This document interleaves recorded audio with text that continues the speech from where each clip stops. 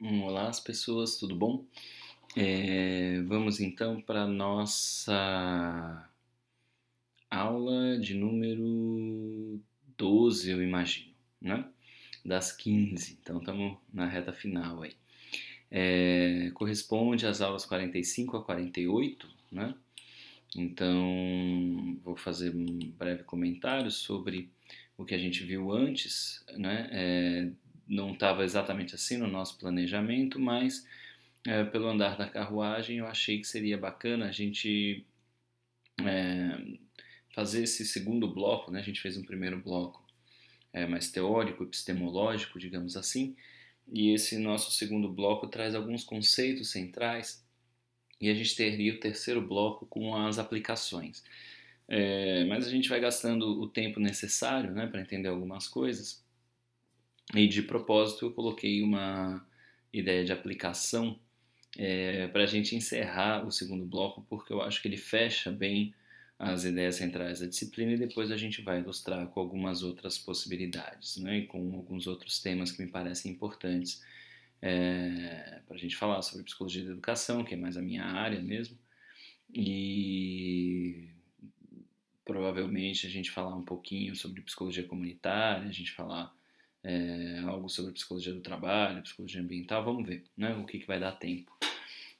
Mas acho que com essas aulas agora a gente consegue fechar um ciclo bem interessante e acho que dá conta, né, da mensagem central que eu gostaria de passar para vocês.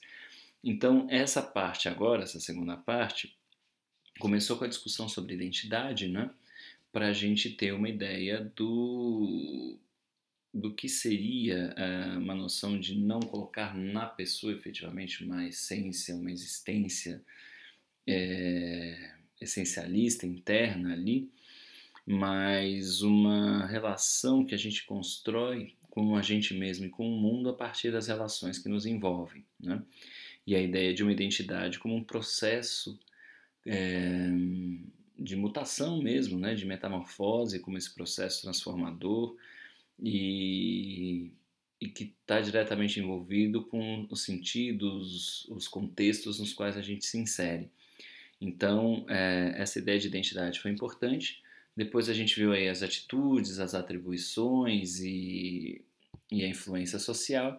E na aula anterior a gente falou um pouco sobre preconceito e comportamento pró-social. Na verdade, a gente nem falou muito sobre, né? A gente falou nos vídeos, mas o nosso bate-papo foi um pouco em outras direções, mas acho que porque tá tudo bastante tranquilo também, né?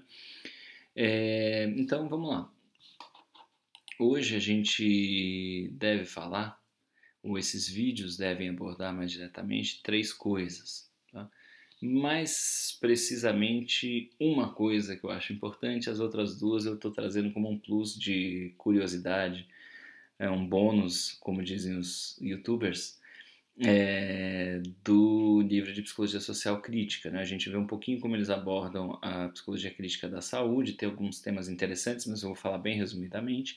E a psicologia clínica crítica, que eu também vou falar resumidamente, vocês sabem que não é minha área, né? Eu não trabalho com psicologia da saúde, não trabalho com centro de atenção psicossocial, então vocês vão ter aulas muito melhores aí com professores e professoras que têm mais contato com essa temática, mas achei que falar sobre esse campo, que é o que geralmente interessa a maior parte de vocês, seria uma boa para ilustrar como aquela nossa primeira aula fala sobre a possibilidade de que a psicologia social pode atuar em qualquer área, né?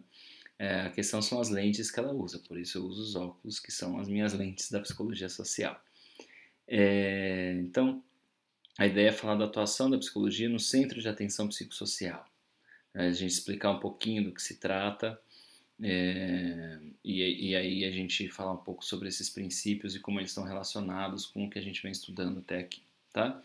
Eu acho que com isso a gente fecha bem esse ciclo. Então vamos lá. Primeira coisa que eu queria falar para vocês é algo que eu tirei da edição especial do jornal do Conselho Federal de Psicologia de 2012. Já faz um tempinho aí, né? Para mim é recente até pouco tempo. É uma publicação relativamente recente, são só 9 anos, 8 para 9 anos, né? Mas são algumas questões meio assustadoras. Vocês conseguem baixar isso no site do Conselho, tá? Eu recomendo vocês darem uma olhada nesse jornal, ele é bem interessante. E eu aprendi a recortar esse troço também e botar aqui, eu achei bonito, queria fazer isso com vocês. Mas traz um dado interessante e um pouco assustador, né? E justifica também um pouco das minhas escolhas na conversa aqui com vocês. Primeiro porque, segundo o Cadastro Nacional de Psicólogos do Sistema Conselhos de Psicologia, em 2012 eu não digo, mas acho que em 2011, né, eles usam os dados que foram coletados em 2011, a gente já tinha 216 mil psicólogos no Brasil. Nos Estados Unidos inteiros, a American Psychological Association, a APA, tem 137 mil associados. A Federação Europeia de Associações de Psicólogos tem 90 mil.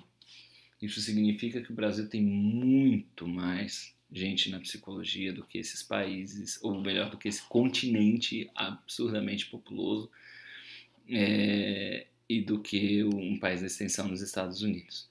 É meio esquisito, porque a gente não tem muito onde trabalhar, mas é um dos cursos mais concorridos, né? Vocês sabem bem disso, sabem melhor do que eu. Eu não sei que status é esse que a gente tem com estudantes de ensino médio, mas é algo relativamente assustador. Mas esse dado, na verdade, eu trago para um outro dado que eu acho mais importante, né? Para a gente entender onde é que estão esses profissionais ou essas profissionais. Então vamos lá, isso aqui é bacana e isso justifica um pouco as minhas escolhas para a nossa conversa aqui. A atuação profissional, né? A gente tem, olha, vejam só, é um quantitativo referente a 3 estados brasileiros e a fonte vem do DataSUS, do Ministério da Justiça, da Marinha do Brasil, do Detran, né? Essas daqui, né, dos Detrans. Mas foi feita essa pesquisa em 2011 que mostra que das áreas da psicologia, a área que tem mais profissionais atuando é a saúde. Por isso eu escolhi esse tema, né, como primeiro para a gente conversar. São aqui nesse registro 29.212 profissionais. A segunda área é a da assistência social. E por isso também a gente vai falar sobre assistência social, né? São 20.463. Vejam a diferença discrepante. E isso é para tentar mostrar como a psicologia está envolvida com as políticas públicas de saúde e de assistência social, né? E por que eu escolhi isso? Não só por uma questão numérica, mas isso nos dá a entender que a profissão tem ocupado mais esses espaços e que provavelmente vocês vão parar nesses lugares. E acho que é bacana a gente abrir uma reflexão sobre isso desde já, para vocês estarem atentos a isso na formação de vocês, né? Acho que já falei disso, vocês sabem disso. Eu não tive discussão sobre políticas públicas na minha formação. Eu me formei em 2000. As diretrizes para os cursos de psicologia foram revistas em 2004. Então quer dizer que de 1962 a 2004 a gente praticamente estudou as mesmas coisas e as políticas públicas não faziam parte. A gente tem o crescimento das políticas públicas no Brasil depois do final da ditadura, né? E então uma formulação ali entre os anos 80 e 90 e até isso chegar nas diretrizes da psicologia levou mais uma década. E eu começo a ter contato e aprender mais sobre esse tema com estudantes, né, que começam a ter aula sobre, começam a trazer questões para a sala de aula, fazer a gente sair dos lugares de conforto e refletir sobre essas temáticas, né? Então, isso dá uma ideia. Obviamente eu não vou falar sobre Detrans, para mim não faz muito sentido, aí vem justiça, talvez agora seja uma área que cresça, infelizmente, né? Psicólogos credenciados para avaliação de porte de armas, psicólogos nas Forças Armadas e na segurança pública, né? Mas eu acho que isso daqui faz sentido desde que a gente discuta essas políticas, ou pelo menos essa postura crítica, que é algo que faz parte das referências, tá? Eu escolhi falar das referências de atuação na atenção psicossocial para a gente entender o termo atenção psicossocial e para tentar mostrar para vocês que esse referencial que a gente vem trabalhando aqui talvez seja o mais adequado, um dos mais adequados conforme as políticas, não conforme o que a maior parte das profissionais tem feito, tá? Então eu queria trazer essa justificativa para vocês entenderem porque a gente vai falar de saúde e assistência social, depois falar de educação e algumas outras áreas, tá bom? Nesse tempo que vai nos restar. Então vamos lá. A primeira coisa, né, é a gente entender que o Centro de Atenção Psicossocial está diretamente vinculado, né, a sigla CAPS é o Centro de Atenção Psicossocial, está diretamente vinculado às diretrizes do SUS, do Sistema Único de Saúde. Acho que vocês estão tendo aula sobre isso, vocês devem saber mais sobre isso do que eu, né? Então a gente tem uma reformulação, né, do sistema de saúde do país, que vive sendo ameaçado, né, mas que tem projetos muito interessantes. E no caso a gente fala da questão ampla da saúde, mas no caso da psicologia, a gente está mais envolvido com a questão da saúde mental e da reforma psiquiátrica, né? Ou de uma ética antimanicomial. Então, o fato de que a gente tem uma transformação, né, dessa lógica dos manicômios, dos hospitais de internamento da loucura das pessoas com transtornos mentais, né, que passam a viver nesses lugares, a serem tratadas 24 horas por dia nesses lugares,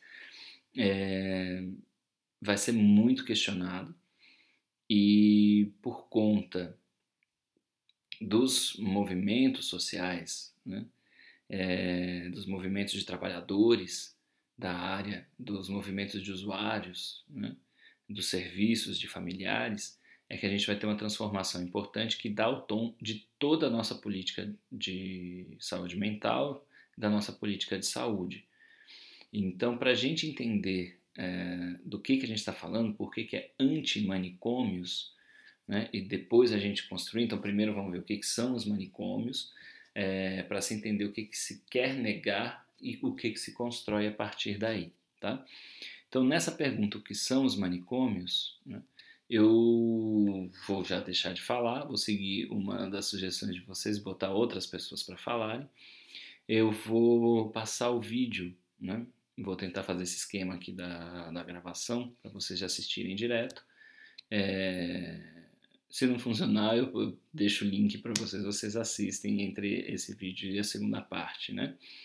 Mas o título do vídeo é Memória da Reforma Psiquiátrica no Brasil, do nascimento da psiquiatria ao início da reforma. Então isso meio que substitui a leitura do eixo 1 das referências técnicas sobre as quais a gente vai falar a maior parte do tempo aqui, tá? Isso está, para quem quiser, no canal do YouTube do Paulo Amarante. Eu vou falar mais dele mais para o final. É um médico sanitarista brasileiro que acho que, pelo menos para mim, é uma das principais referências. Assim, tudo que eu precisei consultar sobre esse tema, eu fui em textos do Paulo Amarante, em produções do Paulo Amarante, e acho tudo muito bacana, muito confiável, né? E que vale muito a pena. Então eu vou fazer aquele esquema de passar esse vídeo para vocês, que conta um pouco dessa história, de como a psiquiatria chega ao Brasil e como ela se desdobra até a gente chegar no contexto dos movimentos dos anos 80, e eles não entram nisso, mas aí a gente vai falar um pouco mais. Não vou falar dos movimentos, né? Como falei, não sou um especialista na área, mas a gente vai pegar então o contexto do que gerou essas referências técnicas sobre as quais a gente vai conversar mais diretamente, tá? Que vocês devem ter lido aí e que eu vou sintetizar. Então, vamos lá. Aquela aventura sempre de eu tentando botar alguma coisa no YouTube e compartilhar a tela com vocês. Então, comecemos.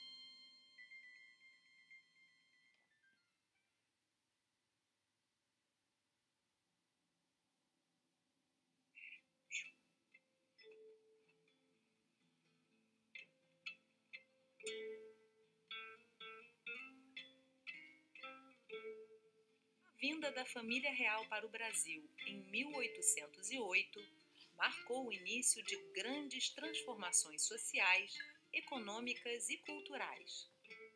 Uma delas foi o crescimento das cidades da capital, o Rio de Janeiro, com um significativo e rápido crescimento demográfico, gerando os problemas naturais de um desenvolvimento desordenado.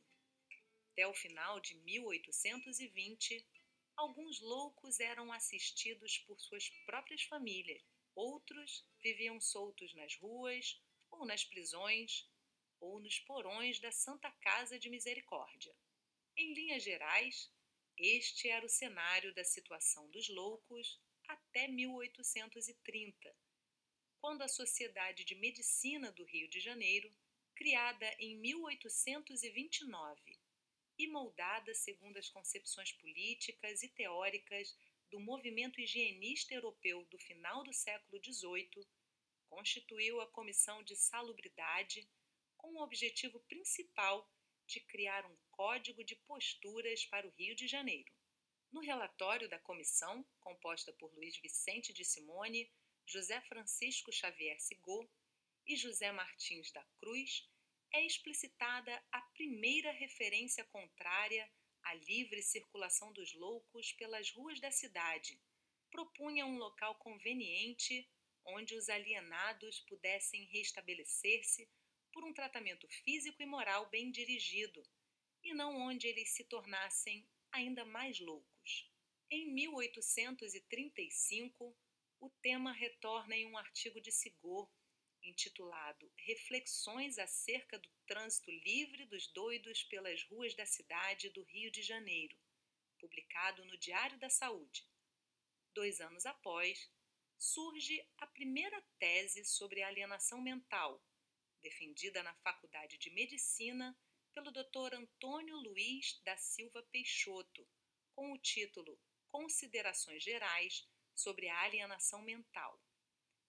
E em 1837, a publicação do artigo Importância e Necessidade de Criação de um Manicômio ou Estabelecimento Especial para o Tratamento dos Alienados, de autoria de Simone, a necessidade de um estabelecimento destinado aos alienados volta a ser objeto de sua análise.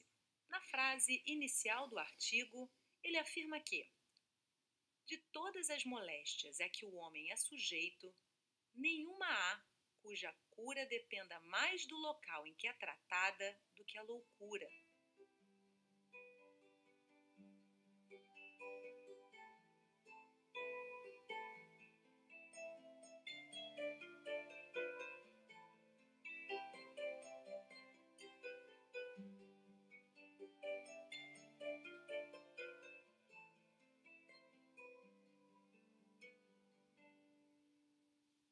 Em 1839, a campanha pela criação de um asilo de alienados recebeu a aprovação do Estado e da filantropia, com o apoio de José Clemente Pereira, provedor da Santa Casa de Misericórdia e ministro de Estado do Império. O projeto de criação é iniciado.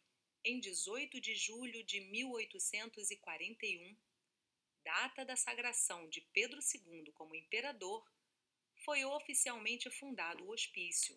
O decreto número 82 registra a motivação do imperador. Desejando assinalar o fausto dia de minha sagração com a criação de um estabelecimento de pública beneficência, hei por bem fundar um hospital destinado privativamente para o tratamento de alienados, com a denominação de Hospício de Pedro II, o qual ficará anexo ao Hospital da Santa Casa de Misericórdia desta corte, debaixo de minha imperial proteção. 12 anos depois, em 8 de dezembro de 1852, o Hospício de Pedro II foi inaugurado, tornando-se uma referência importante na história da psiquiatria brasileira e da América Latina. O hospício começou a funcionar com 144 alienados, vindos do Hospital da Santa Casa ou da Enfermaria Provisória da Praia Vermelha. Situado em terrenos da Praia da Saudade, Desde o início de sua construção, mostrou-se uma obra grandiosa, inspirada nos mais importantes e modernos asilos europeus de então. Sua arquitetura externa, no formato de um grande retângulo, compunha com o interior um conjunto bastante admirado na época. Contudo, apesar da majestade do edifício e de sua construção ter sido pautada por influências europeias, pouco tempo após sua inauguração, passou a ser alvo de duras críticas. Para alguns, para que se atingisse sua finalidade, precisava atender às condições propostas por um programa médico. O asilo de alienados é o principal instrumento de tratamento, devendo por isso sua construção ser principalmente subordinada a um médico especial. O Hospício de Pedro II é por demais ostensivo na sua arquitetura, e nem se diga que os há melhores na Europa, como asilos propriamente ditos. Relatório de 1º de julho de 1867. Os médicos se sentiam excluídos do poder sobre a instituição, uma vez estavam subordinados às decisões administrativas da Santa Casa e tolhidos pela presença das irmãs de caridade que faziam serviço nas enfermarias. O que estava em disputa era a própria natureza da instituição hospitalar. O termo hospital, derivado do latim hospitale, que significa hospedaria, lugar de hospitalidade e de hospedagem, era utilizado para designar instituições filantrópicas e religiosas para o acolhimento a desamparados de toda sorte. O que os médicos brasileiros reivindicavam era operar a transformação que ocorreu com os hospitais para alienados, liderada por Felipe Pinel, que transformou o Hospital Albergue em hospital para tratamento de alienados.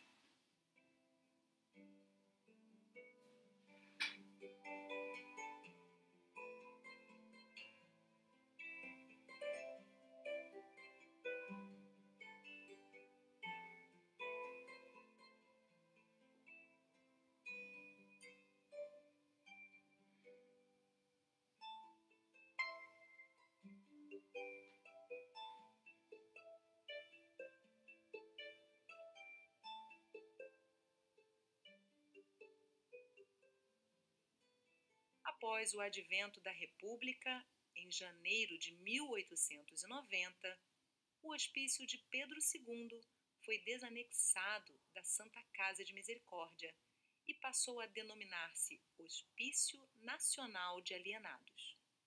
No mês seguinte, ocorreram duas iniciativas importantes: a criação da assistência médico-legal aos alienados, a primeira regulamentação do setor no Brasil e a fundação das colônias de alienados na Ilha do Governador, que representavam um importante avanço no modelo assistencial, na medida em que seriam extremamente adequadas ao tratamento moral proposto por Pinel, do qual o trabalho terapêutico e, particularmente, o trabalho agrícola era um dos seus pilares. Outras medidas posteriores dão a dimensão das transformações que passam a ocorrer no hospício.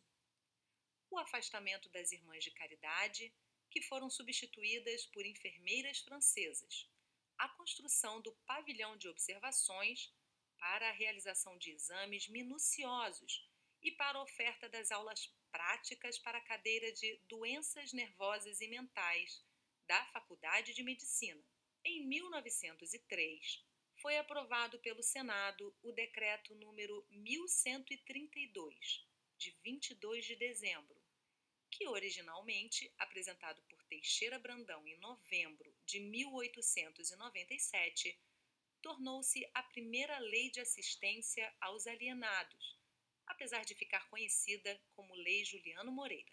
Em 1902, Teixeira Brandão deixa a direção da assistência aos alienados, sendo logo depois substituído por Juliano Moreira. Professor de psiquiatria da Faculdade de Medicina da Bahia, Juliano Moreira permaneceu na direção da assistência até 1930, destituído pelo governo provisório de Getúlio Vargas. Ele ficou reconhecido como mestre da psiquiatria brasileira, um notável cientista e líder de um processo de ampliação e modernização da rede de hospitais psiquiátricos e de colônias de alienados em todo o país. Com Juliano ocorre uma importante transição na psiquiatria, a passagem da tendência alienista francesa de Philippe Pinel para a corrente alemã de Emil Kraepelin.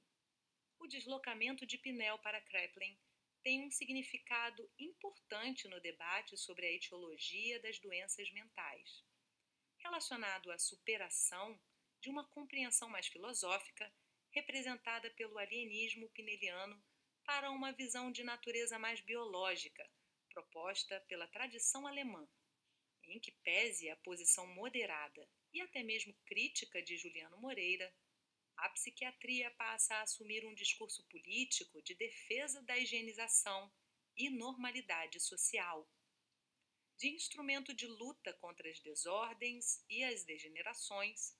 Símbolo desse período é o discurso de Rodrigues Caldas no lançamento da pedra fundamental da colônia de Jacarepaguá em 1920, onde ele exalta a importância de uma nova legislação para solucionar delicados problemas de higiene e defesa social pertinentes aos deveres do Estado com os tarados e desvalidos de fortuna, do espírito ou do caráter, para com os medicantes ociosos e errabundos, para com os ébrios, loucos e menores retardados, ou delinquentes, ou abandonados, assim como para os indesejáveis inimigos da ordem e do bem público, alucinados pelo delírio vermelho e fanático, das sanguinárias e perigosíssimas doutrinas anarquistas ou comunistas, do maximalismo ou bolchevismo.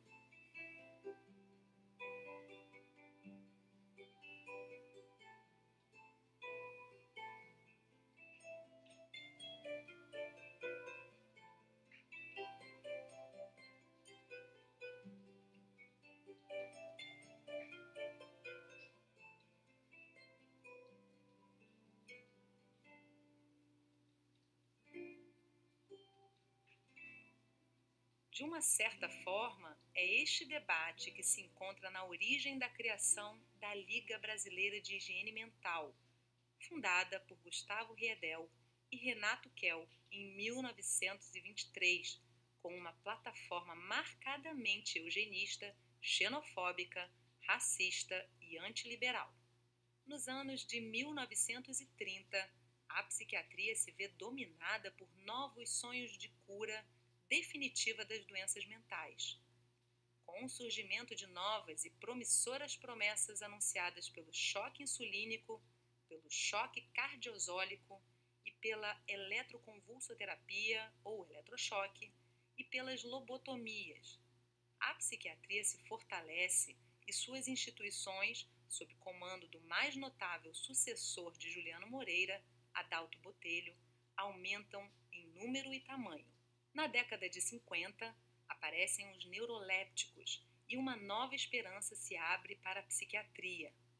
A argumentação da proposta de cura e da administração segura dos neurolépticos em pacientes internados reforça a necessidade da hospitalização, fundamenta o crescimento ainda maior do número de leitos e de hospitais psiquiátricos. O furor institucionalizado da psiquiatria é reforçado uma vez mais com o início do processo de privatização que passou a ocorrer no Brasil nos anos 60, especialmente com o advento do período autocrático, mesmo existindo experiências internacionais de transformações e crítica ao modelo psiquiátrico asilar, como acontecia no Reino Unido, na França e nos Estados Unidos, a repercussão na prática brasileira era muito pouco significativa. Uma ou outra iniciativa aqui e acolá, com Nise da Silveira, Oswaldo Santos e outros, ou as propostas mais preventivas e comunitárias, a exemplo do Plano Integrado de Saúde Mental, o PISAM, O que se via era a consolidação de um modelo altamente centrado na internação asilar, com fortes características de institucionalismo, segregação e violência. Nos anos de 1970 e início dos 80, quando começa a se delinear o processo da reforma psiquiátrica no Brasil, existiam cerca de 100 mil vagas em hospitais psiquiátricos, das quais 80% em hospitais particulares conveniados com o poder público, com longos tempos de permanência hospitalar, altos índices de mortalidade por doenças infecciosas básicas, como as digestivas e respiratórias, e quase nada de espaços de efetivo cuidado e acolhimento das pessoas em sofrimento mental e situação de vulnerabilidade social. Os gastos com o pagamento de leitos, especialmente ao setor privado, absorviam 97% de todos os recursos financeiros do setor. A conjuntura de democratização, a necessidade de efetiva participação social na construção das políticas públicas e a decadência do sistema autoritário vão abrir a história para o cenário da reforma sanitária e da psiquiátrica.